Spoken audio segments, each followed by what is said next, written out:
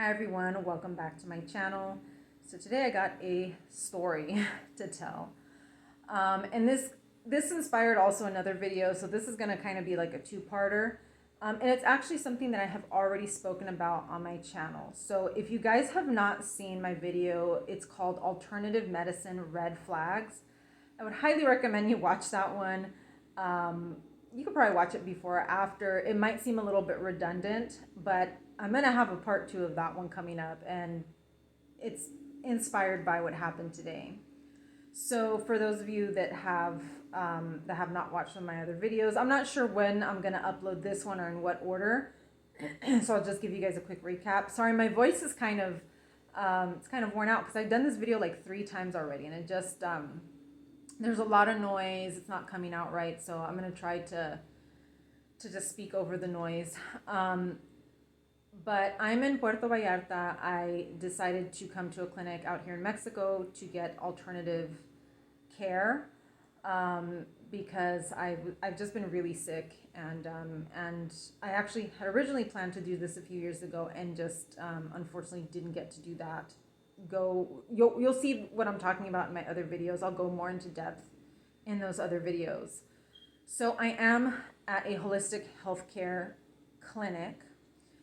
And so obviously I knew what I was getting into. You guys have heard me rant about holistic healthcare in the past, but I knew what to expect, right? So I knew there were going to be naturopaths, and that's what we're talking about today. That's who I'm talking to today. For those of you out there who are naturopaths, chiropractors, alternative medicine practitioners, I've got a few things to say to you guys. And also too, if anybody in that field happens to be watching this video, please don't take this offensively. I do think that there is a lot of potential in alternative medicine, but there are so many mistakes that are being made in this industry. And this can really help you to bring legitimacy to your practice, because like I said, I do think that it's an effective type of medicine. It's the practitioners that are the issue. And I know that they want to be taken seriously. They want to be taken as seriously as doctors, but there are reasons why you are not taken seriously. And I'm about to tell you some of those reasons. So I'm out here at this clinic, and I've been getting treatment. My initial consultation consisted of 2 doctors and a naturopathic. I don't know if she's just a naturopath or if she's a naturopathic doctor, but she was also in the room. They asked me about my symptoms. They went through everything. They were trying to design my treatment protocol based on what I was telling them. So that was pretty cool. I was like, it's nice to have a bunch of people in here and everybody kind of, giving their 2 cents. So I'm going to fast forward, and then I will rewind and we'll get back to that. So just know that I do have doctors as well as a naturopath coordinating my care, as well as several nurses that have been performing the treatments. So today I was getting an IV done, and my IV ran extremely long. I am very sensitive to everything, as you guys know, and so they had to slow it down. So I was literally there for 3 hours. When I arrived, I was the only one.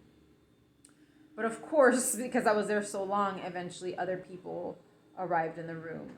A lot of the staff actually likes to come in. Different members of the staff, besides the nurses, like to come in and out and say hello to the patients that are there during those hours. They come in, they'll say hello, even if they're not seeing that patient on that particular day. They just like to come in and say hello, which is nice, right? It's nice to be acknowledged and for them to come in and say, hey, how are you doing? How are you feeling? That kind of thing. So the naturopath comes in. I had probably already been there for like 2 hours. I had been there for a long time. And there was a gentleman that sat across from me. He's an elderly gentleman. I've seen him a few times. And he sat in the chair in front of me. Well, he was sat in the chair in front of me. I think he's in a wheelchair. He's clearly very ill. And he was complaining about something to one of the nurses. The nurse spoke to him and whatever. And then, they shook hands and he chilled out. The nurse left. There were other nurses in the room, but that particular nurse left. Then a little while later, the naturopath comes in. She comes in. she sits on the armrest of this guy's chair because we're all sitting in these big recliners. At this point, I have my eye mask on because I don't want to be exposed to the light. I kind of have a headache, and I was like, I'm just gonna relax, and try to chill out. And I start hearing her talking to this gentleman, and he's telling her something. He's very elderly. He's very elderly. He's very frail, and he's telling her something. I don't understand what he's telling her. He has a heavy accent, and she's just like, you have to believe because if your cells communicate with your brain, and if you don't believe that it's going to work, your cells are going to tell that to your brain, and it's not going to work. She was saying something to that effect. Now, if you've watched my alternative medicine red flags, that is like my number one red flag. And it is a red flag. It's a red flag in any industry, I think, like in any kind of medical type of situation. But it's a naturopaths, chiropractors, any kind of, natural or alternative practitioners' favorite words. If you don't believe, it's not going to work.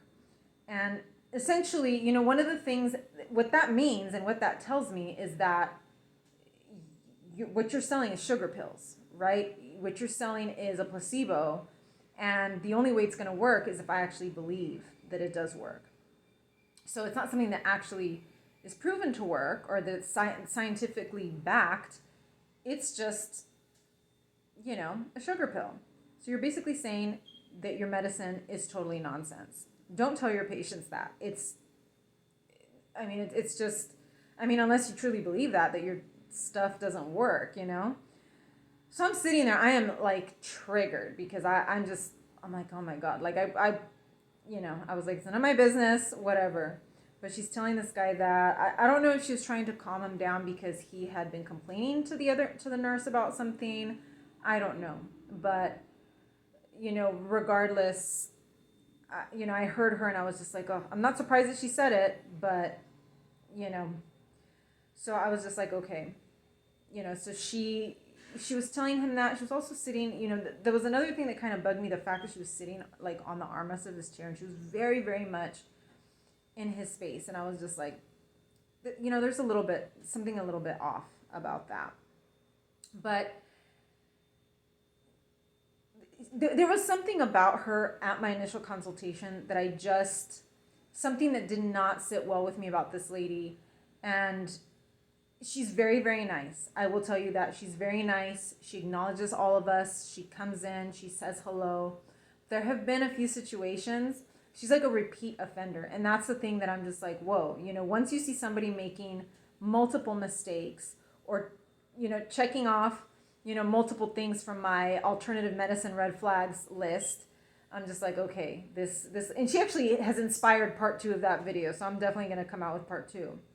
So that was the one thing that happened today when we were when we were sitting there. And the conversation kept going with this guy. She kept talking to him, sitting on the armrest. And she's not a big lady, but still, personal space. Go grab a chair or something. And so she also started telling him something like, yep, my sister was like that for 2 years. My sister had that for 2 years, or my sister dealt with that for 2 years. Something about her sister dealing with something. That's another thing, that is also very, very dismissive. And like I said, she's a very, very nice lady. She probably means well. She probably means well. And there's, I get it. When you're not in the same position, I don't know what this man's diagnosis is, but he does not look well. But when you're not in that person's shoes, I think you try to relate. And a lot of times the way people try to relate is by saying, oh, I have that too, or oh, someone else has that as well. And, it really is, when you do that, it's just so dismissive. As much as well-intentioned as it is so dismissive of a person's suffering and of what a person is going through. I was kind of, I'll tell you right now, I was kind of annoyed that this old man was complaining. He is very sick. I think he even had like a colostomy bag because I saw something, they had it like on the floor, and he has like a tube. So it's either like a colostomy bag or something, so he is very sick, but I was kind of annoyed because not only was he complaining, I had seen a few weeks before when I had just arrived, he's there with his son, and his son was really complaining to everybody, and so I felt really bad for the staff, but the way that she was talking to him in sort of this dismissive way really bothered me, and so I was like, you know what? Now I'm kind of starting to see their point of view and why they're complaining. I think if this is the way that they're talking to him, I can kind of see why he's complaining and his son is complaining. So she, she told him those things, and I'm sitting there and I'm just like, oh my God. Let's rewind to my initial consultation. She was sitting in the initial consultation while, the doctors were taking notes, she was taking notes. And I was talking about how I had taken antibiotics and I had gotten really sick from the antibiotics. My stomach has been a mess for the last, for the month prior to arriving here. And she goes, oh, that's dysbiosis. She's like, I had that. I've dealt with that, Again, throwing that in there, like, she had it too, right? She had it. She probably cured it, that is again on my alternative medicine red flags. I cured myself, right? She didn't necessarily say that, but she said I had that too, right? Again, I had that. That also happened to me. And again, when you're talking to a patient or you're talking to somebody that's really sick, you don't want to make it about yourself. Even if you have had that, even if she was telling the truth, and even if she did cure her own dysbiosis, you don't want to say that to someone. It does come across as very dismissive and very like, meh, I had that too. I dealt with it. We can get rid of it easily. And we'll get to that in a minute as well. Now bouncing back to the inappropriate behavior. Apart from the lack of boundaries, she seems to, I don't know. There are people who just kind of don't get it. I don't know if it was partly that she just doesn't get it or that she just feels very entitled. So I think last week, once again getting an IV in the IV room, I was sitting there, and this morning was very, very busy. Typically I'm like the only one in there. This morning there were, I think, 4 of us starting off the day. 4 of us, every single nurse in that clinic was in there preparing the IV solutions, the whatever they were going to put. And then, of course, they have to put in lines, which is kind of the more stressful part because they have to locate a vein. Many of us are very sick and they can't locate our veins. So you could feel the stress in the room that there were 4 of us. We started off 4. I think a little while later, another gentleman came in for an IV. There's 4 of us, and I feel for the nurses because they're the ones that bear the brunt of all of this, of all of the work, all of the physical work of actually dealing face to face with patients. And so, I don't know, I think I had already been there for a little while. They're hooking up people, and then they have to monitor people, right? Because these people are really sick. Most of them have cancer. So the nurses kind of have to stay nearby in case something happens. So this lady, this naturopath, walks in, and she's like, my adrenals are shot. She's not being mean or anything. She's just coming in and expressing, my adrenals are really shot. I've been really worn out. I need such and such, right? I need such and such IV. I need an IV of such and such. And I'm sitting there and I'm kind of like, can you not read the room? That there are 5 of us. There are 5 of us sitting in here. The nurses are going crazy because they have to prepare all these solutions. Now they're kind of monitoring us. They're running lines. Now this she literally walked into this tornado of chaos in here, announcing, and she looked around and she goes, oh, I don't just work here. I'm also a patient, right? Again, flipping the script to herself. And I'm making her sound very, very self-centered. It's funny because she is so nice and so sweet that, now that I'm just talking about this out loud, I'm like, man, she really is self-centered, right? But the vibe that she gives off is like very nice, very sweet. She acknowledges you. But one of the things that I want to drive home is that it doesn't matter how nice you are. You know, being nice is not synonymous with being sympathetic or empathetic. You can be really nice and still not care about what other people are going through. And she definitely gives off that vibe that she feels that being nice and you know, pretending to be concerned or acknowledging people is enough. And that's just not it. You know, you really have to, if you really cared about these people, or if you really were empathetic towards them, you put them first, right? She very well could have said, you know what, we'll do my IV later, or you guys let me know when a good time is for my IV. We could postpone it to tomorrow. Like, she literally walked into one of the busiest mornings I've seen there.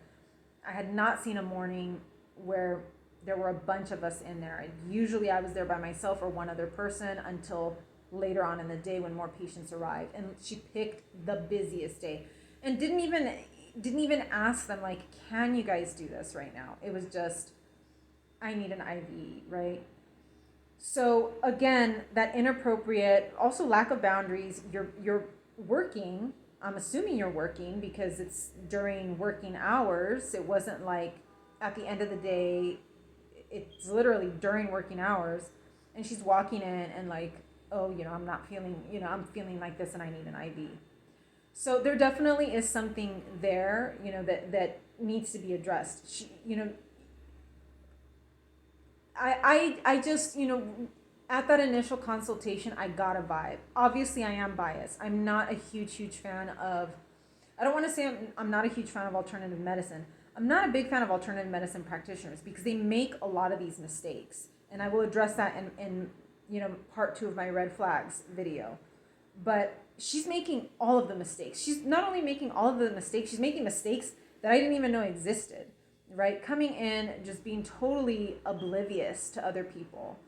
And, you know, some of the other people in the clinic come in and they acknowledge us and they say hello, but, you know, then they leave and they go off to a meeting or whatever. The nurses, I will tell you right now, I could not see the nurses doing something like that, saying, I need an IV, right? Because they're the ones running the show there, right? But that doesn't make her any different. She's an employee. You're employed here. That's fine. If you need an IV, that's fine. Wait for a different time. There is a guy that they just acquired a dentist, and he was there, I think, a couple weeks ago as well, and he came in for an IV. He's not working there yet, though. So I think his clinic is still being set up, and it's not ready yet. He actually was sick. He said that he had been sick for a few days, and that he was going to get an IV to see if that would help. And it was only me. I think I was the only person in the clinic that morning. So, you know, I looked at that. I mean, he technically wasn't even an employee there yet. So he was just coming in as a patient. Are they both paying customers? Probably. You know, they're probably both paying customers. But as an employee, you read the room, right? You read the room and you go, okay, there's several people in here. The nurses are going crazy. And that's what made me sort of open my eyes. And I was like, this lady is not, she lacks something. Even though she's nice, there's something that she lacks in the empathy department, and like relating to other people. You know, so, you know, there were a lot of things. She recommended some supplements. She told me like, oh, you don't need all those other supplements. And she recommended supplements. She really does think that she knows better. And just seeing her general behavior and just how she's been handling things, I don't trust her. And I did look at the supplement list that she recommended. There are common allergens and stuff. I will talk about that in my next video. But there's something about her that I'm just not trusting. And when you want your patients to trust you, you have to be a professional, right? You have to be a professional. And a lot of this behavior and a lot of the things that are coming out of her mouth are very, very unprofessional. And I'm kind of starting to wonder if some of the other, you know, people in the clinic are seeing that, because, you know, I don't know. It just doesn't sit well with me. And I'm starting to kind of get the vibe that maybe it doesn't sit well with some of the other people in the clinic either. But I don't think she cares. I don't think she has that level of self-awareness where she's going to be like, okay, I'm overstepping my boundaries. I'm speaking out of turn. I shouldn't be saying this. Um, there's definitely something, there's something missing there that, she's not making the connection. But yeah, just for those of you that are naturopaths, I'm not knocking naturopathic medicine. I'm on a lot of, supplements and things like that that have helped me. There's a lot of stuff, that I wish I could try in the naturopathic realm. A lot of herbal stuff that I wish I could try, but unfortunately, because of my health and because of all the issues I haven't been able to. But I really want to drive the point home that if you want to be taken seriously as a naturopathic doctor, you have to be a doctor. This is not quackery. Don't sell it as quackery. You need to say, this is real medicine. It's strong. It might make you sick, but it does work. It does work, and it has been proven to work. If you tell me it's not working because you don't believe it's going to work, then I'm sorry, it's a sugar pill. But I really wanted to tell this story because I felt that it was a really good real world representation of the red flags that I mentioned in that previous video. I'm going to come back with another video, a part 2 of my alternative medicine red flags, because I saw so many of them. And I really think this is going to be very, very helpful, not just for patients, but for any alternative medicine practitioners. If you want to be taken seriously, you got to be serious. You need to take yourself seriously first before other people take you seriously. So thank you so much for watching this video. If you have any experiences like this, please leave them in the comments. This was very, very interesting to me, but I know other people have probably experienced the same thing. But anyways, thank you so much for watching, and I will see you in the next one. Take care.